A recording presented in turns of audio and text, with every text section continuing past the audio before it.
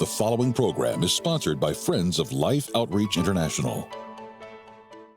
Next, after the sudden death of her brother, Danielle struggled with alcohol and drug addiction as a teenager.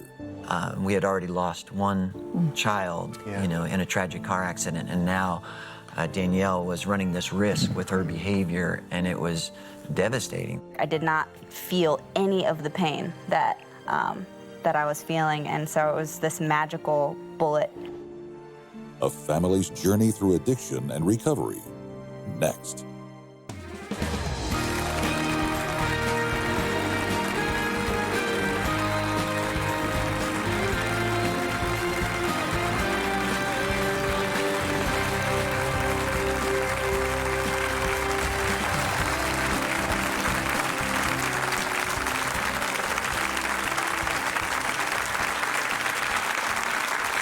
Hi, welcome to Life Today. I'm Sheila Walsh, and I'm here with Randy Robinson. Yes, ma'am. And we're here with some amazing guests I think you'll find very relevant to what you might be going through in your own life. You probably know that we have a national crisis of addiction and of people's lives being completely out of control. But I wonder what it'd be like if you were a pastor who had to get up in the pulpit on a Sunday and preach knowing that your daughter is also addicted to drugs. What can God do? Well, I think you're about to find out. Would you please welcome our guests, Rob and Danielle. I want to get your new first name, Koke Germain. She just got married. Yes. Welcome. Thank you. So good to have you. So good to have you. Yeah. So we're going to try to get a lot of story into a very short amount of time, so I'm going to let you guys just jump right into it. Give us a little bit of your story and your viewpoint and just run with it. And why did you write this book? Yeah. Well, the book is our story, the story of Danielle finding herself in a very difficult place in life with some addictions that were controlling her world. And we, as pastors of a church in our community, learning to, deal with it and struggle through the process and trying to find a place of healing and restoration for our greatest gift in life. Mm-hmm. And so I still remember with my wife, Laura, and myself, we were opening up the mail in our kitchen, and we got Danielle's bank statement, and we saw on her bank statement all of these charges to alcoholic establishments, and we were just shocked. I mean, as shocked as you could ever imagine. There was Wasn't she a student at this point at Oral Roberts? Yeah, she was a student at Oral Roberts University, which is a Christian university in our country, and so we immediately called her on the phone and asked her, what this was really all about. And we could tell from the tone of her voice and just the way she was communicating that she was in pretty significant trouble.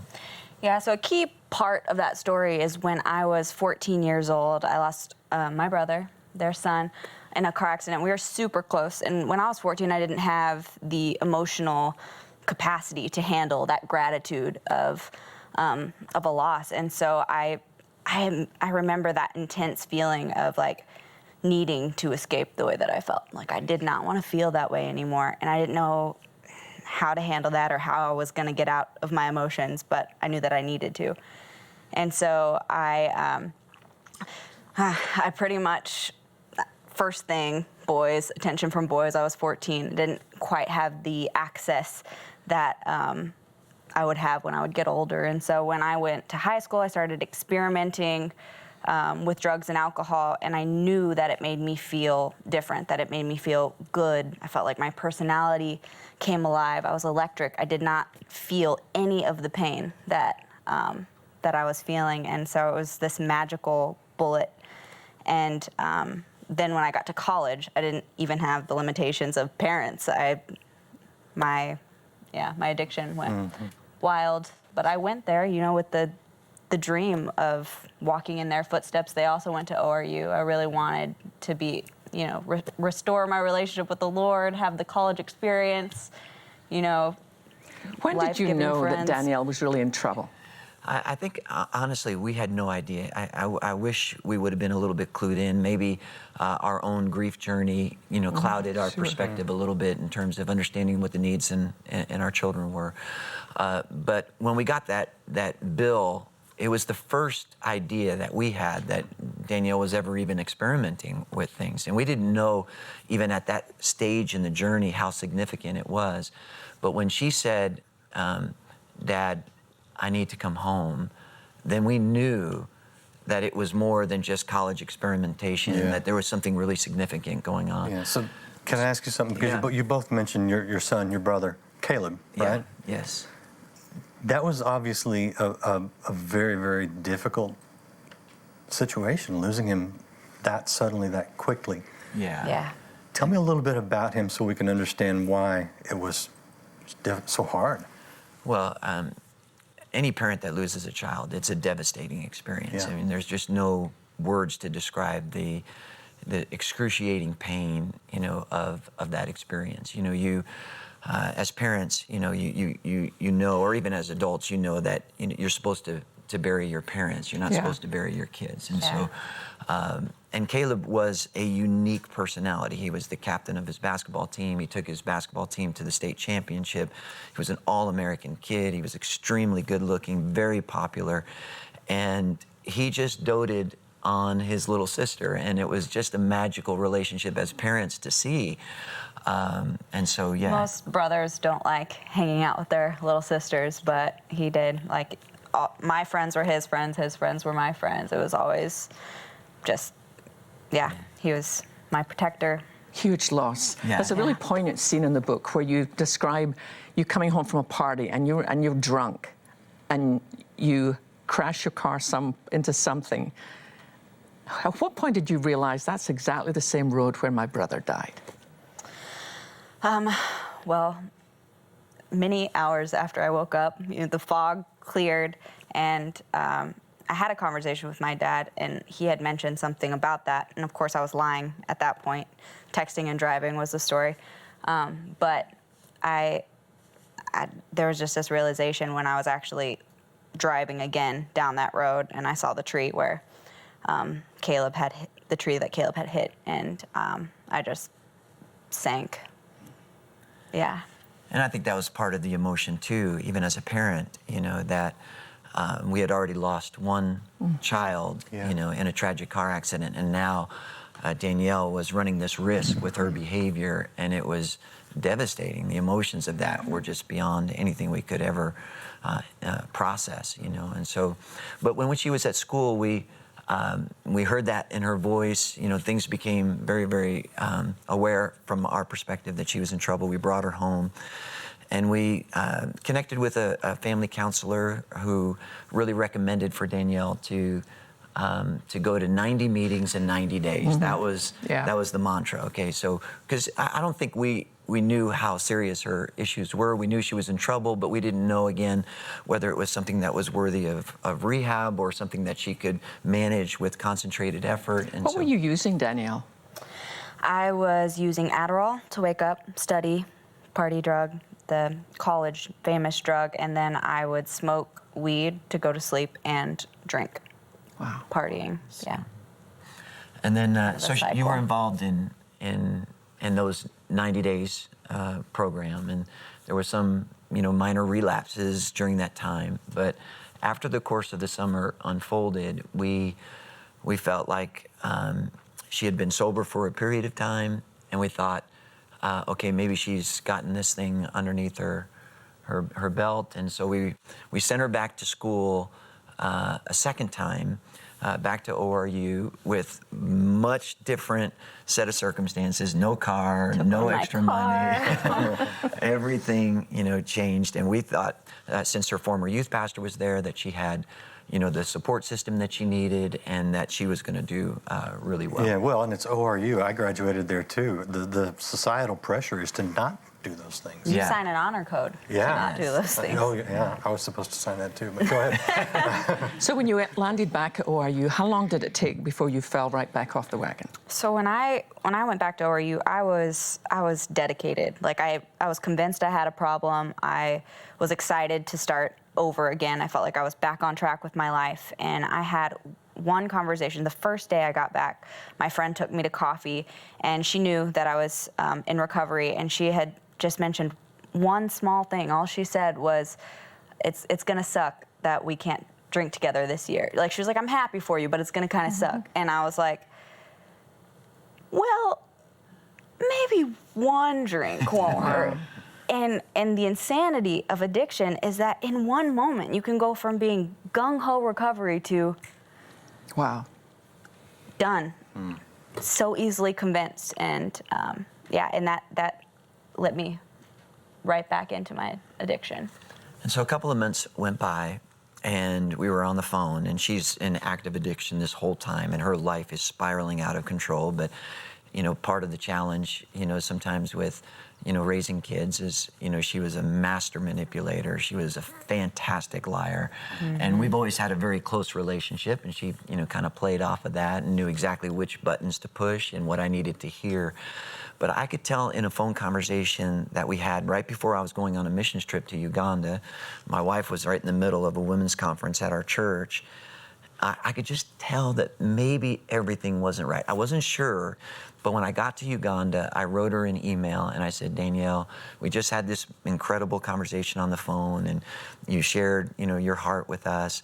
I just am not sure whether you were telling us the truth, and I'm not even sure that I have the ability to discern when that's happening or not.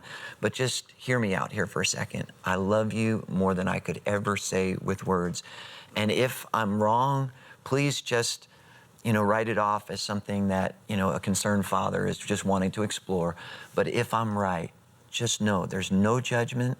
There's nothing that I'm gonna say except we want to get you the help that you need and do everything in our power for you to become the person that God wants you to be. And at this point, I was not even having fun anymore. I was just drinking in my room, not going to school, and so I was just existing, not even living. And so when he sent me that letter, it was my saving grace, and I was like, trust your gut on this one. So you end up in a rehab, yeah? Yeah, so at that point, okay, no more Yeah. 90 days. This is serious business. She came home and she went straight into rehab. What was that like for you?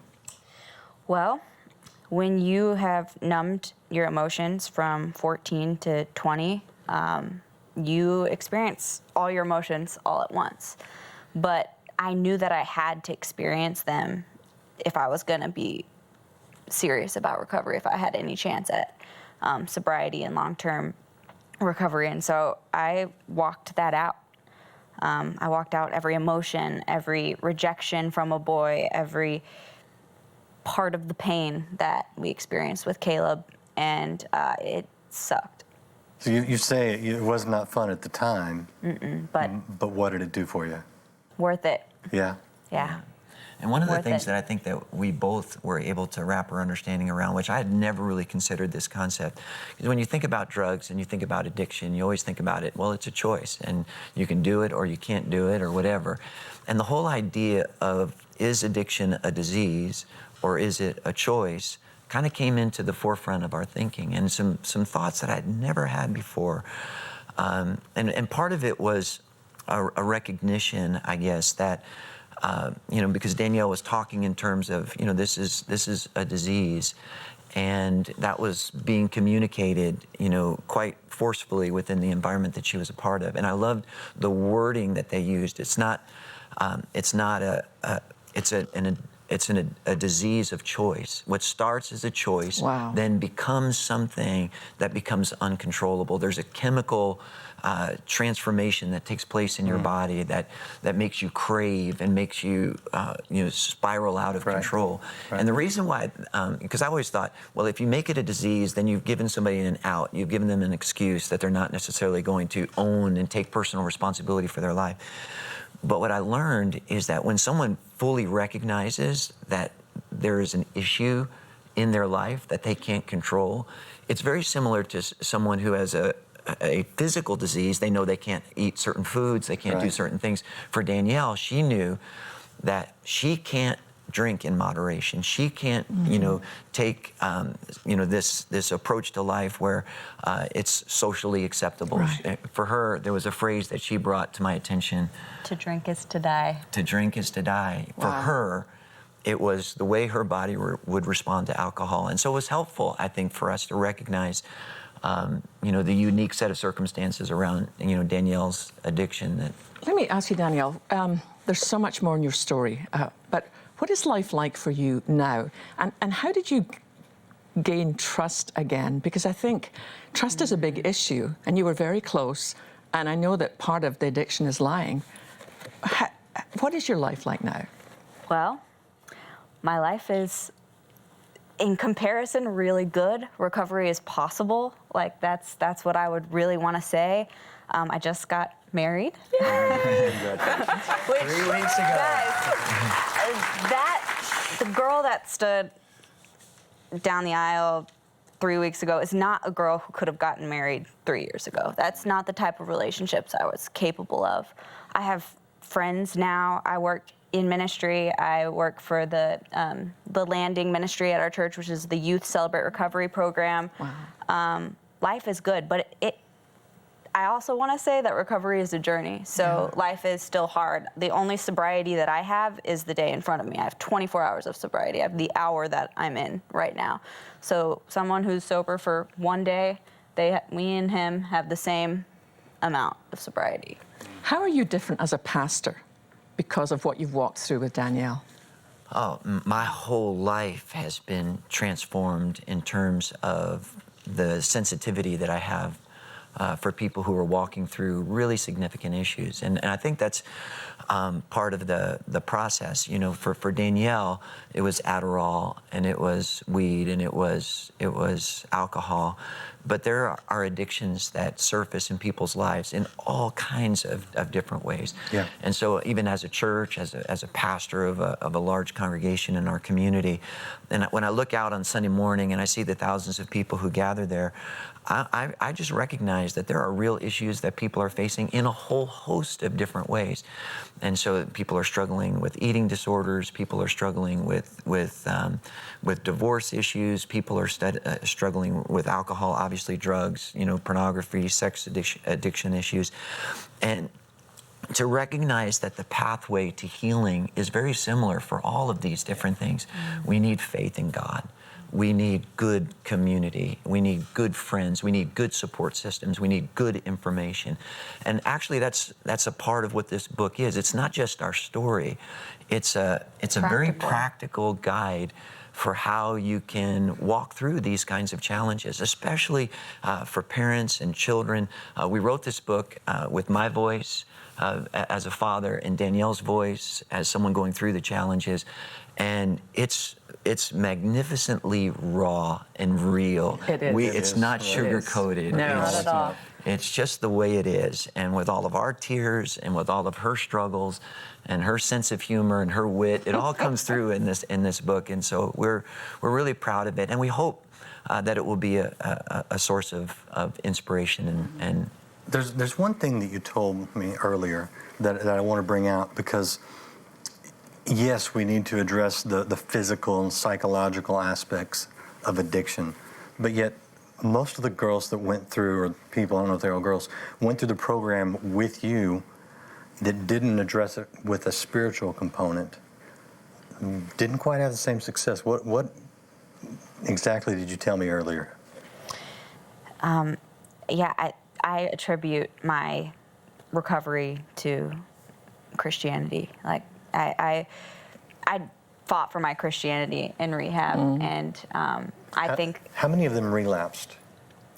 at least 98% of them. Wow. yeah. So, you know, a number of the people that went through the program, and it was kind of interesting because we adopted them all. You know, Danielle would Reserve a section at church. Reserve a section at church for all of these people that she had kind of connected with. And they would actually come up to our office in between services, after service. We would talk to them and hear their stories. And they were just the cross-section of American life, you know, and they were raised in good families. And they even, you know, had aspirations for college. One of them was, someone who was aspiring to be involved in athletics, and but they were kind of sticking their toe into church life. It wasn't, the way that they were approaching life, and so we got a chance actually to meet them and talk with them, and it was so heartbreaking to hear story after story of people who relapsed and went back into their lifestyle, even with the pledges and hopes to remain faithful and true to their sobriety, they would often relapse. And so we even talk about that in the book, you know, some of the danger signs, what you have to look for, and how you need to approach this process so that you remain firm and strong. But without faith in God, honestly, wouldn't it be possible? Yeah. The book is phenomenal. It's called Prodigal Daughter, A Family's Brave Journey Through Addiction Recovery. It's a fantastic book, and we're going to tell you how you can get hold of a copy. But first, there's some other people who are really struggling right now, and we could help them in a very practical way. So would you watch this? Mountain villages like this in Southeast Asia are home to many poverty-stricken families who struggle with the usual obstacles of life. And it is here that the ministry partners of Life Outreach are able to help some of these families who face a unique challenge. This is Suanine. He was born with a cleft lip and cleft palate. He struggles just to swallow milk, and oftentimes his lungs will fill with fluid, putting him in grave danger. But Suanine's life would soon change. After learning of his condition, Life's mission partners moved into action. These dedicated missionaries arranged for the long drive into the city and provided the corrective surgery that could save Suanine's life. You know, we were able to say yes to that distraught mother and help Suanine only because of the Life Outreach family. It was Life Outreach's prayer and financial support that saved that little boy. Suanine's disfigurement became a beautiful smile, matched only by the smile of his loving mother. With tears in her eyes, she says, "Thank you for helping my son." A big thank you to the Life Outreach family and to you, Sheila and Randy. It's a privilege to serve with you as we share the gospel of Christ and as we provide life-changing cleft palate surgeries in our part of the world. You know, you have no idea the difference it makes. I mean, so many of you, you're so faithful and you sit at home and you give and you give. But Randy and I often get the opportunity to go on the field and to actually see with our own eyes the difference it makes. When a little one is born with cleft lip and cleft palate, in so many of those countries, there's a lot of superstition and they're seen as cursed by God. They're not allowed to go to school. They're just rejected in society. And we are the people of God on the planet at this moment. And it's our joy to be able to reach out and help those moms and dads and those precious little children. So my husband Barry and I, we've made a commitment this Christmas, because this is our last week of Christmas shoes and smiles. And you might think, well, you're a little early, but we want to get all the shoes in we can and to get them. So let me tell you about both things. For one of those surgeries, we can do it for $500. The doctors are amazing. They work with us to say, look, we will do this. So for $500, you can give a surgery to a child. What a perfect Christmas gift. You don't need one more sweater, trust me. But also with Christmas shoes, these are these beautiful little shoes that cost $3.60. Kids have never had shoes, and they live in countries where their feet get cut, they get diseases, they can even die. So this is our last week. Would you join us? Yeah, and you know, Sheila, you've been there, I've been there. It doesn't seem like a big thing when you think about shoes, but when you realize that it's not just a special gift, but a gift that keeps on giving because it protects them. I would never have thought, okay, if I don't have any shoes, I could die, which I know sounds extreme, but it's actually the case because of the cuts that children get on their feet when they don't have shoes, and the places that they walk. Sometimes they're not exactly clean. Hookworm is a common problem, and so this is a wonderful kind of feel-good gift. I love this time of year to be able to do this, but it's also really important. Yeah, I mean, and you really give shoes, you give life. I mean, that's something that doesn't quite register when you first say it. But when you give shoes, you give life, and that's why, Sheila, I'm just so excited. If you could do a special thing this Christmas, would you give shoes to, I don't know, 10 children for $36, to 50 children for $180, or maybe, as Sheila mentioned, you know, give them that smile? I really think it's important we do something. Yeah, let's to make it reclaim special, Christmas, right? that it's not a big spend fest for all of us to buy more stuff we do not need, but to be able to reach out in the name of Jesus. Christmas is all about God giving us what we could not earn ourselves, the gift of His Son. So what a joy that we get to reach out to other mothers and fathers and children around the world and say, you know what? This is just a pair of shoes, but let me tell you about the God who came and walked in shoes to redeem each one of us. So please go to your phone, make the best gift possible. Just whatever you can do, it will literally change a child's life. Yes, yes, thank you. Poverty is a killer, and because of it, children needlessly suffer, not only from a lack of food and clean water, but also from a lack of things we often take for granted, like a simple pair of shoes. Far too many children living in extreme poverty have never owned a new pair of shoes. And while that may seem minor in light of all their needs, walking with bare feet puts them at risk of life-threatening infections and disease that could lead to crippling consequences and even death. By responding today, you can help immediately secure and begin shipping Christmas shoes to 150,000 children around the world, just in time for the holidays. Your gift of $36 will help provide 10 pairs of shoes. A gift of $72 will provide 20 pair. And a gift of $180 will help provide 50 pairs of Christmas shoes for children in need. As a thank you for your gift of support, be sure to request this beautifully crafted green crystal shoe ornament, a treasure to display at each Christmas. With your gift of $100 or more, you may also request this keepsake boxed set of Life's Christmas shoe ornaments. Finally, please consider a gift of $1,000 or more to help provide over 275 pairs of shoes or 2 children with corrective cleft palate surgeries. And you may request the beautiful Safe in the Shepherd's Arms bronze sculpture. This is the last week. Please call, write, or make your gift online today. Thank you so much. And for any gift at all, we will send you Prodigal Daughter. Is there anything else you would like to share with our audience? Yeah, I would just like to say that whoever you are not alone. That's huge. And that's a huge part of this process, you know, to recognize that there's hope. There's hope for victory. There's hope for your future. And recovery is absolutely possible. What a wonderful word. Thank you for sharing that hope with us. Would you thank Rob and Danielle for being here on Live today? We thank you for being with us on Live today.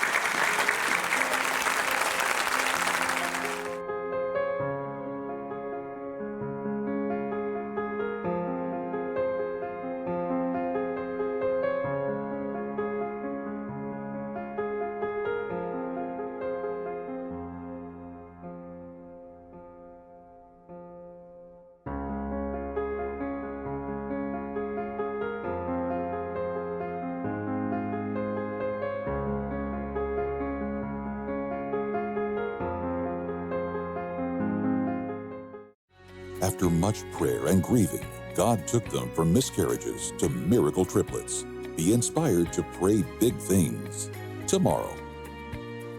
Life Today is made possible by the supporters of Life Outreach International. Your gift will be used exclusively for the exempt purposes of life. The ministry features specific outreaches as examples of the programs it supports and conducts. Gifts are considered to be without restriction as to use unless explicitly stipulated by the donor. The ministry is a member of the ECFA.